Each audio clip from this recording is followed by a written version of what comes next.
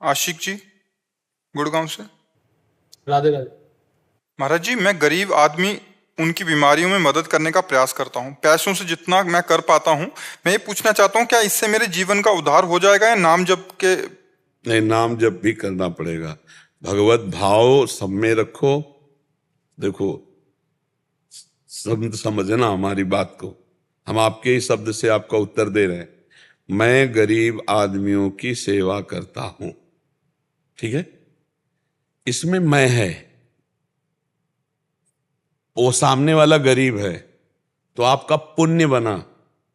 1000 के लाख फेंक देगा मालिक, लेकिन मालिक नहीं मिलेगा, उद्धार शब्द नहीं होगा, ध्यान रखना।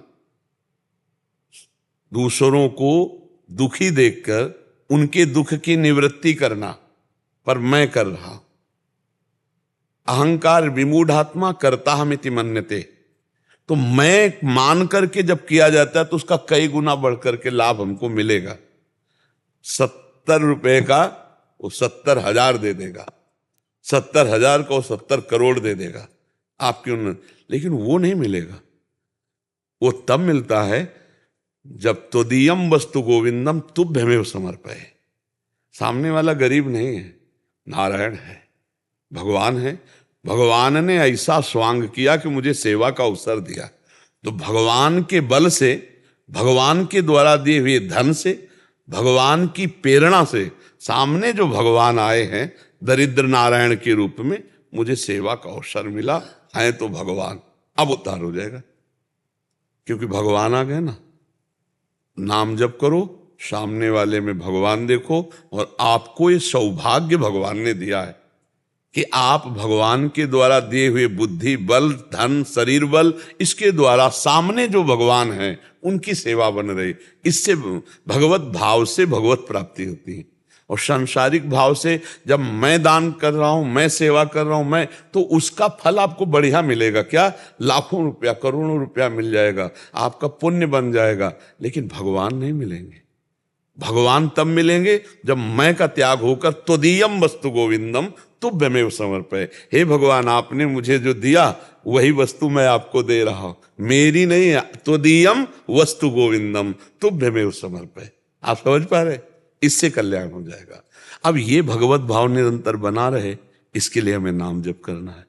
राधा राधा राधा राधा, राधे श्याम राम राम राम राम, हरि हरि, कृष्ण कृष्ण। और सब में भगवत भाव, पक्का भगवत प्राप्ति हो जाएगी। इससे बढ़िया कोई कार्य नहीं। परहित सरिस धर्म नहीं भाई, दूसरे को सुख पहुंचाना।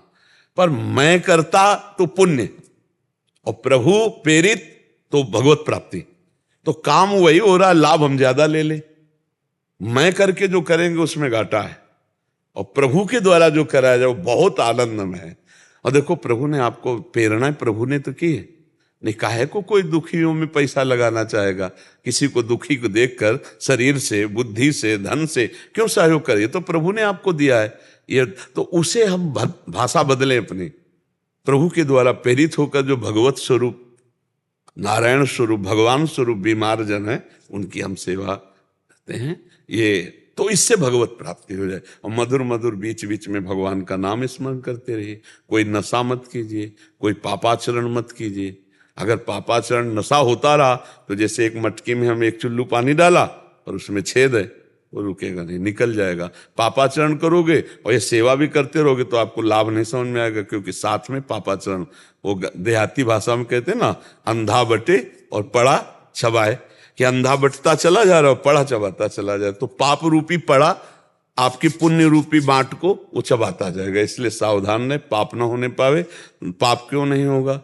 क्योंकि नाम चल रहा है। और अगर नाम नहीं चल रहा तो मन है, थोड़ी देर सेवा के बाद वो अपनी जाल बिछाएगा नाना प्रकार के। मन कोई बड़े बड़े साधकों का भटक जाता है, फिर तो आप गृहस्थी में हो, मन न भटकने पावे। इसलिए नाम जप करो, और जो सेवा करे उसे भगवत प्राप्ति हो जाए, इसलिए उसे भगवत भाव से देखो। आपको प्रभु करवा रहे हैं, ऐसी भावना कीजिए। ठीक है?